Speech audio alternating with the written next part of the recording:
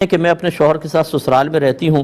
اب ساس اور نندوں نے ہمارا جینا دوبھر کر رکھا ہے اور بہت ہی زیادہ تنگ کرتے ہیں اور کہتے ہیں کہ تم اوپر اپنے میکے سے پیسہ لا کر اوپر اپنا مکان بناؤ اور وہاں جا کر رہو ورنہ ہمارے گھر سے نکلو. کیا حکم شرع ہوگا؟ دیکھیں، سب سے پہلے تو یہ آپ کے ان سسرال والوں کا اور آپ کے شوہر کا ہی قصور ہے.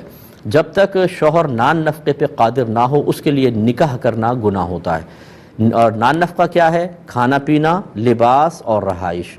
اگر رہائش ہی شوہر کی اپنے نہیں تھی، کسی اور کے اس پہ یعنی گھر والوں کے کہنے پہ کر لیا اور اس طرح کی صورتحال سامنے، اس کو پتہ تھا کہ میرے گھر والے کیسے ہیں، سب اپنے ماں باپ کو جانتے ہیں، سب اپنی بہنوں کی عادات جانتے ہیں، شوہر کو بھی پتہ ہوگا کہ میری بہنیں کیسی ہیں، میری والدہ آگے چل کر کیا کر سکتی ہیں، لیکن پھر بھی کر لیا تو وہ گنہگار ہوا. دوسری بات یہ کہ ان ساس اور نندوں سے پوچھا جائے کہ نان نفقہ دینا آپ کے بیٹے کی ذمہ داری ہے، لڑکی کی ذمہ داری نہیں ہے کہ میکے سے لا کر وہ رہائش اپنی خود قائم کرے. آپ کی اور آپ کے بیٹے کی ذمہ داری ہے. بعد میں تو بیٹوں کی ذمہ داری ہے. تو پہلے جب رشتہ ہوا تھا تو بچ بچ کر کہا ہوگا ہمارے گھر میں آ جائیں، ہم بیٹی کی طرح رکھیں گے اور یہ ہوگا وہ ہوگا.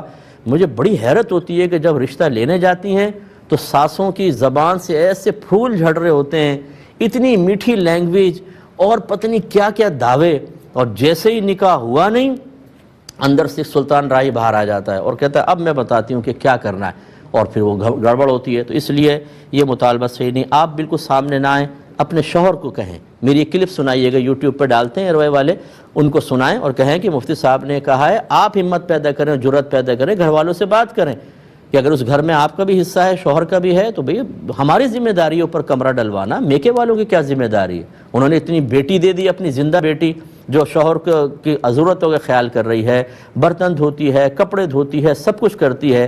ایک زندہ لڑکی حوالے کر دی انہوں نے. یہ کم احسان ہے؟ اور آپ کہہ رہے ہیں کہ اور لے کر آؤ. اللہ تعالیٰ اس لعنت سے سب کو محفوظ فرمائے.